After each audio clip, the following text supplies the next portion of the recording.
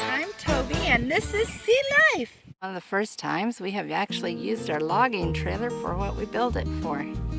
So we're just getting some of these logs up that had fallen in front of Nathaniel's house and that we had cut down to build the house, and starting to clean up over here a little bit, which sure needs it.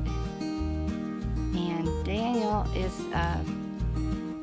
just learning his winch a little bit better. And we don't have the arch yet for the trailer. We do plan to put an arch on this trailer to help us get logs out of the woods. Get in without the arch. Yeah, that's right. The bigger they get, the harder they're going to be to get out without the arch. But right now we are using fairly small trees anyway. So, okay, we're taking this long piece on this little switch here. This is the gear. So I'm going to put this in neutral. Is it? It is. Okay, I need to put this towards me on this dot over here, which is in. And that changes the gear so you can wind it in. It's important that when you're bringing your coil back in, or your cord back in, that you guide it so that it doesn't bulk up down in here. And I don't know, did I get that picture? Down in this encasement. Because otherwise, if you don't guide it in, it's not going to wrap correctly. This is at the position that it's neutral. This is neutral. And then when you want to bring it in, you turn it this direction. And then you want it out, and you turn it that direction. And that's just the little gear that works with this winch.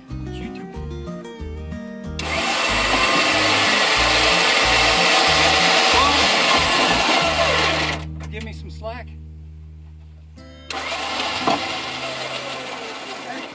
Okay.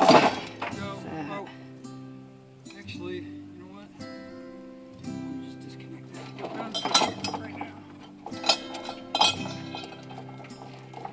So this helps to get the logs to the end of the trailer, and cut them about 10.5 feet. So they're not really that heavy, and they're not that wide. So this is about the size logs we're going to be working with during all this cabin building and everything that we're doing.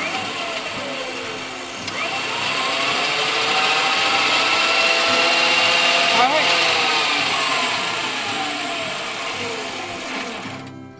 Okay, that's that. And so my little part has been to just push the buttons again. And it's not hard work. This end of it is not hard work. It ain't that hard work out there either. No. But I'm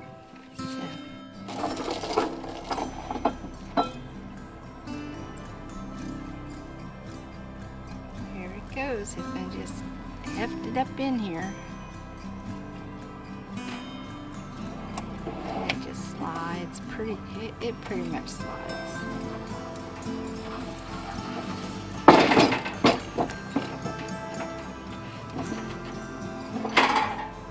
And that's that one. We had just fallen in the last storm, and Daniel says he needs some green lumber anyway. He needs for the framing of this little cabin experience that we're trying to build here in this next week. We're going to try to build a small little bathroom area for our festival, our upcoming festival. So that's why we're gathering all this up today. And this is the green wood. It's always so much better to feel like you can use the wood that has fallen than just leave it lay and be a mess. And this 10-foot piece was just the right size for Daniel to just put over his shoulder and stick on the trailer. So that was really nice. The smaller around they are, the more you can do that. And that's a nice size.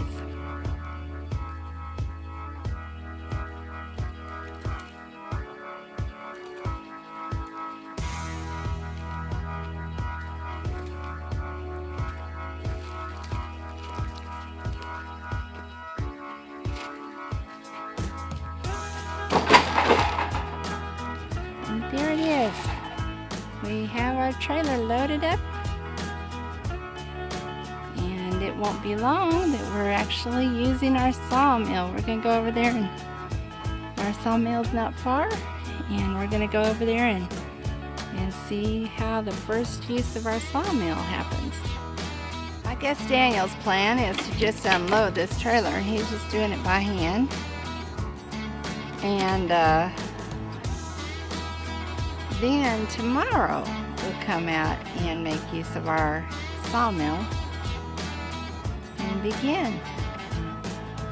And that will be, I'm so excited to see that happen. I can't wait. Can't wait.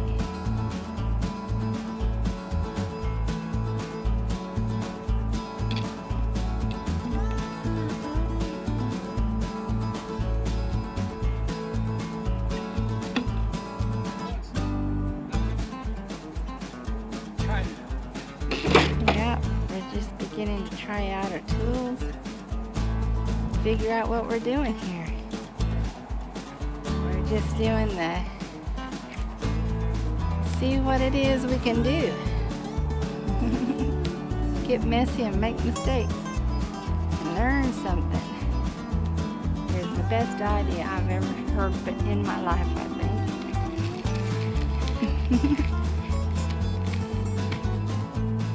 Worked out so much better than I thought it would on so many occasions. Okay.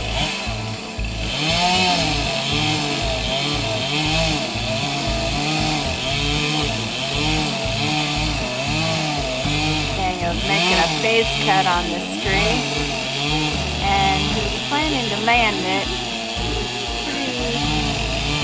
in a pretty precise spot. And I'm planning to go inside, just in case. Okay, yeah, this is the one we're talking about here. And yep, he landed it pretty much where he said he was going to. Wow, am I glad. Oh, I tell you what, I'm just glad that did not come down in a storm, because that was still pretty scary. Daniel's got some skills at this sort of stuff, though. He's dropped many a big tree in this yard before. Yeah, most of the time we really don't have to worry about where they come down. This one was a little tricky because it had been in a fire, and we just weren't sure that it was gonna, be good for long. And we have a couple of them back there that we've got to get out. But landing this one was the biggest one. And he'll get it worked up and on the trailer to go to the mill.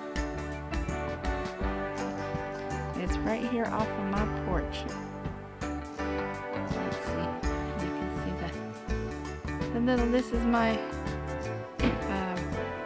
mat in front of my porch. So it was just right there almost at my front door, my front porch mat. So it's probably a 20-foot tree. As far as wood that we can use, there's probably 20 foot there, I would think, maybe more. Second load of logs. was that big old tree that was in the front yard. And that turned out good. I'm loving this batch. It's going to be a little bit different because his logs are quite a bit heavier.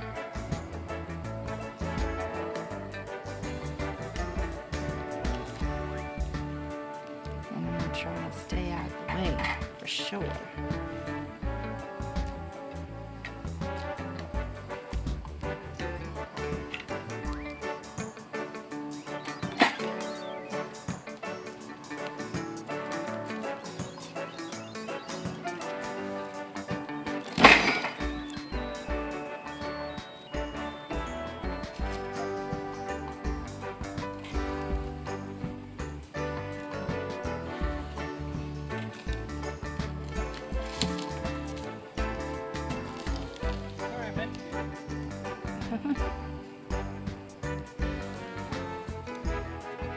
So he got the lighter logs off.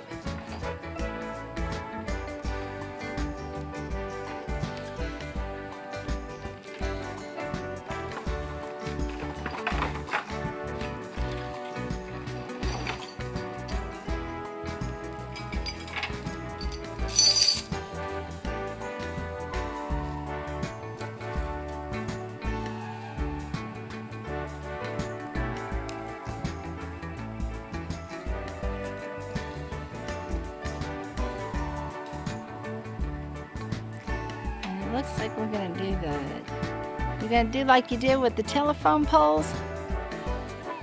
Yeah, we're gonna do the hook it to the other tree and drive it off the trailer idea. And that handles the big logs. And it won't be long. We're gonna be making some lumber, I think maybe tomorrow if it doesn't rain. Pretty good. So here we are. We're getting more and more prepared, and Daniel's pretty excited. I think he's about done for today. I think we're going to go in the house and go find something good to eat.